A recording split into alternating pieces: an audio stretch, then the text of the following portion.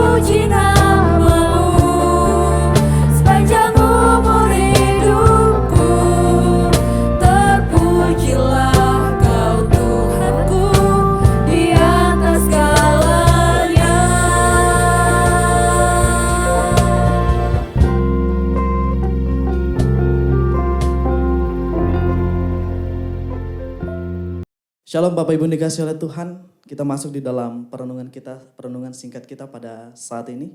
Mari kita satukan hati kita memohon pimpinan Roh Kudus, kita berdoa. Bapa di surga, terima kasih pada saat ini Tuhan, kami boleh ada sebagaimana ada dan memperoleh waktu kami untuk bisa mengikuti perenungan singkat pada saat ini. Tuhan tolong kami sehingga apa yang disampaikan hamba-Mu boleh terus mengubah kami, mengubah pola pikir kami, mengubah kehidupan kami. Tolong kami agar kami mengerti apa yang menjadi kehendak Tuhan dalam kehidupan kami. Terima kasih Bapa, di dalam nama Tuhan Yesus kami berdoa. Amin. Bapak Ibu dikasih oleh Tuhan, tema yang diberikan kepada saya pada hari ini adalah tetelestai. Tetelestai dalam bahasa Indonesia disebut sudah selesai. Kalimat sudah selesai diucapkan oleh Yesus di kayu salib pada ucapan yang ke-6. Karena itu mari kita buka Alkitab kita dalam Yohanes pasal 19 ayatnya yang ke-30. Yohanes 19 ayat 30 saya akan membacakannya bagi kita.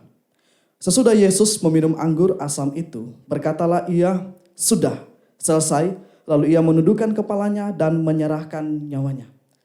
Bapak Ibu dikasih oleh Tuhan, ketika Yesus mati di kayu salib, kita semua mengetahui bahwa Yesus mati untuk kita.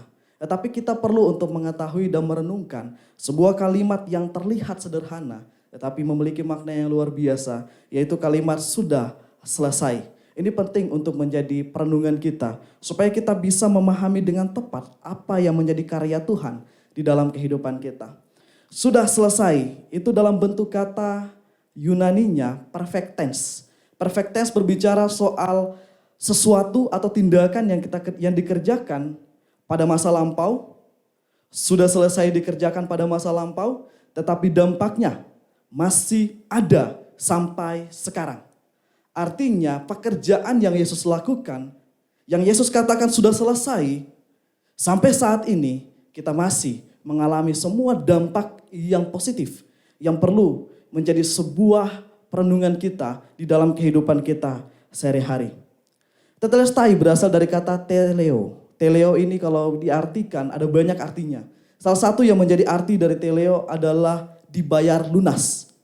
Dibayar lunas. Karena itu Alkitab sering menggambarkan dosa sebagai hutang. Dosa itu seperti hutang yang harus dibayar sampai lunas. Alkitab juga mengajarkan kepada kita satu hal. Bahwa kamu telah dibeli dan harganya telah lunas dibayar.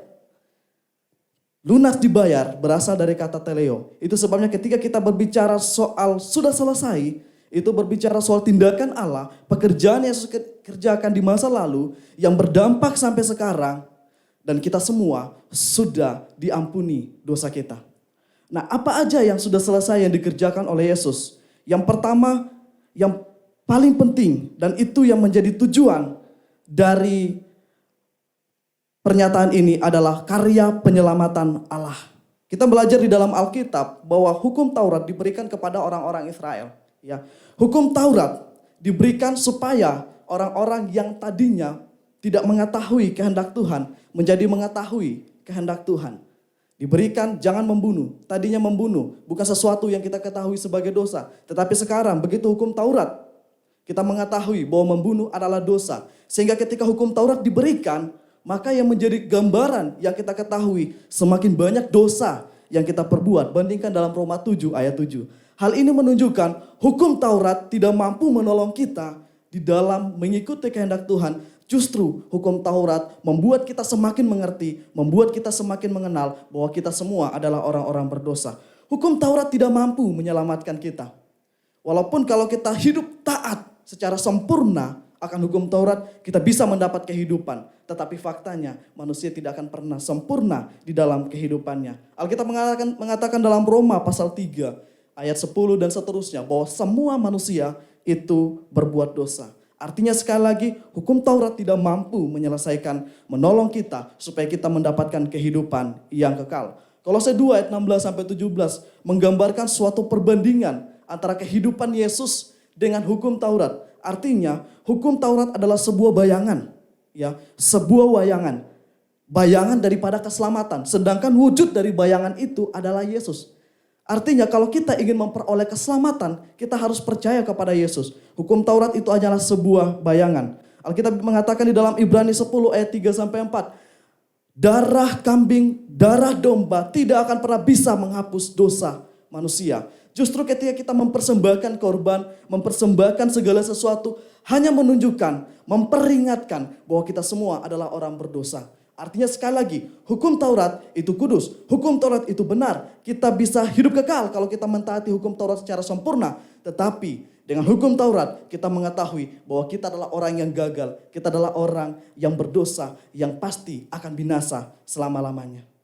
Karena itu Yesus menyelesaikan semua permasalahan ini, permasalahan dosa ini dengan kalimat sudah selesai. Artinya apa? Yesus secara sempurna sudah memberikan keselamatan kepada kita. Saya ulangi, keselamatan kepada kita sudah diberikan Yesus secara sempurna. Kita sudah ditebus oleh Yesus. Artinya apa? Dosa kita ditebus, baik dosa masa lalu, dosa sekarang, ataupun dosa yang belum kita perbuat saat ini, sudah ditebus oleh Yesus secara sempurna. Karena kalimat perfect tense artinya berdampak bukan cuma pada saat Yesus mati, tetapi seterusnya sampai pada kekekalan. Sampai kita mengalami kematian, kita sudah mengalami penebusan. Itu sebabnya kita percaya bahwa siapapun yang ingin diselamatkan, satu syaratnya percaya kepada Yesus. Satu syaratnya iman, bukan iman plus perbuatan. Hanya iman yang membawa kita kepada keselamatan. Iman yang membawa kita kepada pembenaran. Nah, di dalam proses pembenaran ini ada dua hal yang harus kita ketahui. Yang pertama, dosa kita ditebus. Yang kedua, ketika kita bicara soal pembenaran, artinya semua kebenaran Kristus yang secara sempurna dia melakukan hukum Taurat itu diperhitungkan kepada kita. Sehingga pada hari penghakiman kekal nanti, apa yang terjadi pada saat ini? Keputusan Tuhan sudah terjadi di saat kita percaya kepadanya. Artinya kita sudah diselamatkan saat kita percaya kepadanya. Itulah iman, itulah kekristenan yang berbeda dari agama-agama yang lain. Kekristenan bicara soal perbuatan, bukan untuk supaya diselamatkan. Tetapi kekristenan bicara soal perbuatan, karena kita semua sudah diselamatkan. Kita akan melanggar kita akan bertentangan dengan kata sudah selesai ketika kita berbicara bahwa keselamatan harus kita dapatkan dengan perbuatan. Kita akan bertentangan dengan kalimat atau kata sudah selesai ini. Itu sebabnya sebagai orang yang sudah diselamatkan, syukurilah apa yang sudah kita rasakan pada saat ini. Syukurilah bahwa kita sudah diselamatkan. Lalu muncul sebuah pertanyaan yang mungkin menggeliti kita. Kalau begitu boleh saya berbuat dosa sesuka hati saya.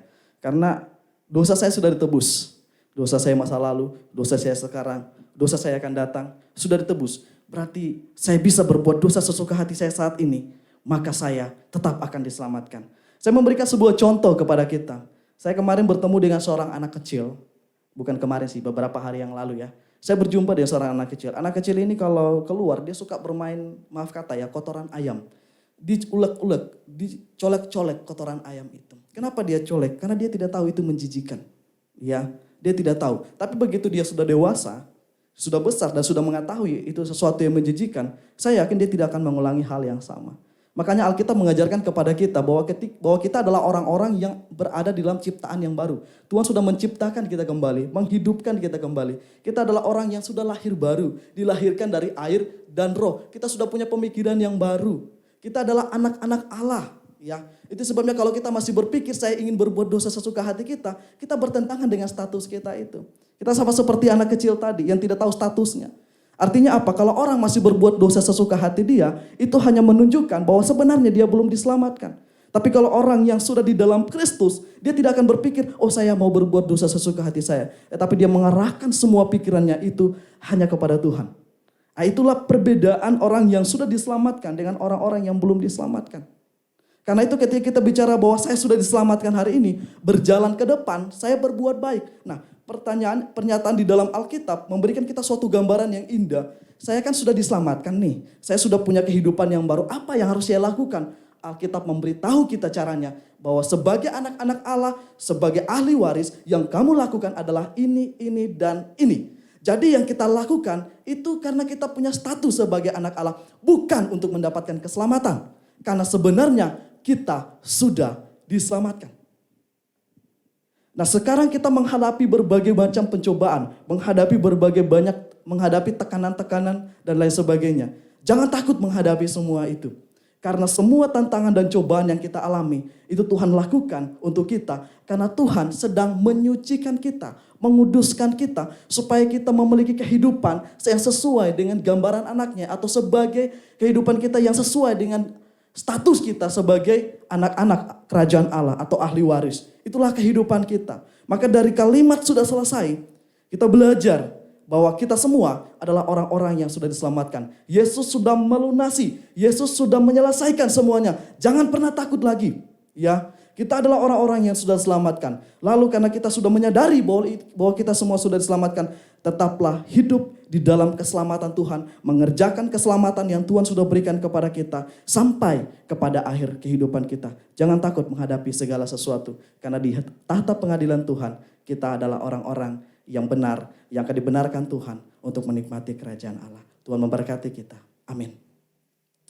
Mari kita satukan hati kita satu di dalam doa, kita berdoa. Bapa di surga, kami sungguh bersyukur pada saat ini Tuhan, kami sudah belajar kebenaran firman Tuhan, tentang kalimat sudah selesai. Pekerjaan Tuhan yang luar biasa, yang Tuhan sudah selesaikan dalam karya penyelamatan Tuhan kepada kami. Sudah boleh kami rasakan pada saat ini Tuhan, yang memberikan dampak kepada kami. Sehingga kami sebagai orang percaya Tuhan, hidup dalam damai sejahtera, sukacita, memiliki kepastian keselamatan kami, bahwa kami adalah orang-orang yang pasti diselamatkan oleh Tuhan. Ajar kami untuk melakukan apa yang menjadi kehendak Tuhan di dalam kehidupan kami, sehingga kami boleh menjadi serupa dengan gambaran anak-Mu. Terima kasih Bapa, di dalam nama Tuhan Yesus kami berdoa. Amin.